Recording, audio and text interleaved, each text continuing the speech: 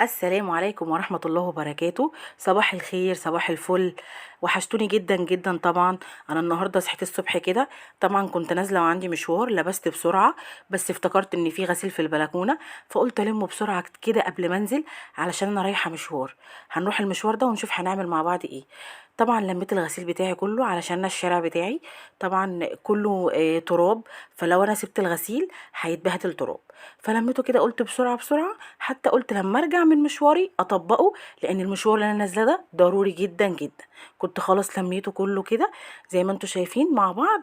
وطبعا كنت لابسه انا وبنتي، وكانت بنتي جنبي حبيبتي واقفه بتساعدني، هي بتحب تقلدني في كل حاجه، وقفت معايا ولمت معايا.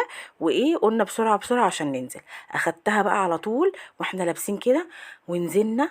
طبعا نزلنا اهو في الشارع، احنا نازلين رايحين نشتري ونعمل مفاجأة لجوزي النهاردة نزلت مخصوص، قلت بسرعة بسرعة انزل وارجع قبل ما هو يجي من الشغل، او ممكن بعد ما هو يجي من الشغل.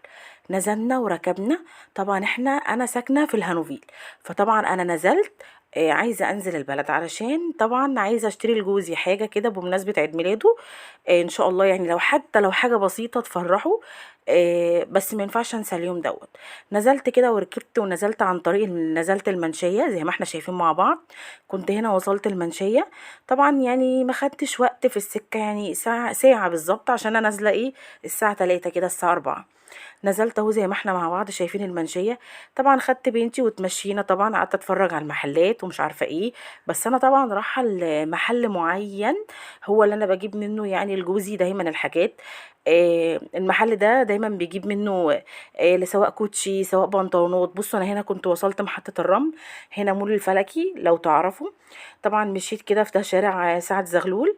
طبعا مشيت قصاد مول الفلكي.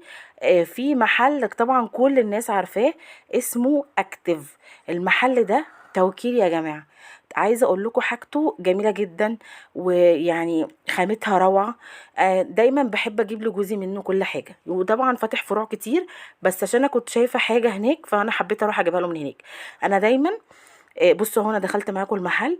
بصوا في عنده كل حاجة، سكتشرات وكوتشيات ليكي ولأطفالك ولجوزك. في عنده ترنجات، في عنده تيشرتات، سويت بانس، كل حاجة.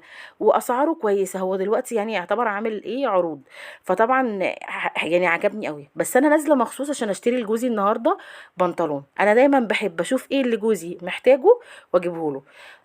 وهو كان محتاج بنطلون اسود، فانا طبعا كنت لافه وشايفاه، فعجبني جدا. وخامته كانت تحفه، وانا عارفه طبعا مقاسه. طبعا كل واحده عارفه مقاس جوزها بيلبس ايه. بصوا البنطلون، عايزه اقول لكم خامته كويسه جدا، ولون الاسود بتاعه روعه. بصوا البنطلون كان عامل 275 جنيه، هو دلوقتي عامل عروض. البنطلون ده لو مش في عرض هيبقى اعلى بكتير. عايزه اقول لكم لو محتاجين اي حاجه تنزلوا تجيبوها في الوقت اللي احنا فيه ده. طبعا بصوا انا جبته ده كيسه اكتيف اهي، كنت اشتريته خلاص وطالعه من المحل.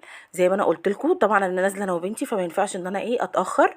بصوا شايفين المحل قصاد مول الفلكي بالظبط، ده شارع. انا كده كنت خلاص جبت البنطلون ومروحه، ركبت ومروحه على طول في شارع الهانوفيل، ده شارع الهانوفيل.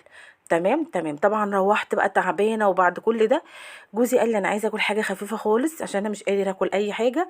وانا طبعا كنت اكلت انا وبنتي، فكنتش قادره اكل اي حاجه. قال لي عايزين ناكل ايه؟ مكرونه شعريه، هم دايما بيحبوها عندي في البيت. طبعا حطيت معلقه السمنه بتاعتي وسيحتها ونزلت عليها بالشعريه.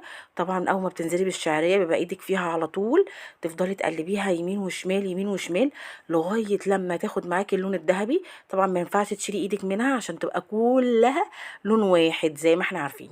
طبعا ما فيهاش اي افتكاسات، كلنا عارفين شعريه باللبن، حاجه خفيفه كده. اي نعم احنا بنحبها في الشتاء اكتر، بس احنا بنعملها في الصيف وبنسيبها يعني ايه، ما بناكلهاش الا لما بتبرد. تمام كده كانت اخدت معايا اللون الذهبي. هنزل عليها بكوبايه ميه زي ما احنا شايفين، واديها تقليبه كده اهوت. وبعد ما انزل عليها بكوبايه الميه بتاعتي هنزل عليها بمعلقتين من السكر. السكر ده على حسب ما انت عايزه، عايزه تحطي كتير حطي، عايزه تحطي قليل حطي، طبعا زي ما انت عايزه. ما تخليش الحاجه محليه قوي، خلي كل حاجه دايما عندك وسط. تمام خلاص كده كانت خلصت معايا. طبعا انا جايه بعد يوم هدى بقى، ونزلت ورحت وجيت. طبعا في حاجات كتير انا ما صورتها لكوش عشان ما اطولش عليك الفيديو.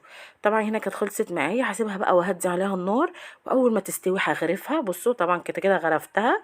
كنت طبعا مسخنه اللبن ونزلت عليها باللبن بتاعي. وعايزه اقول لكم احنا بنسيبها تبرد شويه عشان احنا في الصيف، لكن في الشتاء احنا على طول بنعملها وتفضل بقى تاكليها كده سخنه، بتبقى روعه. كده كان اليوم بتاعي خلص. وشاركتوني النهارده وانا بجيب لجوزي هديته، طبعا هفاجئه بيها، وفي حاجات تانية هوريها لكم. تمام.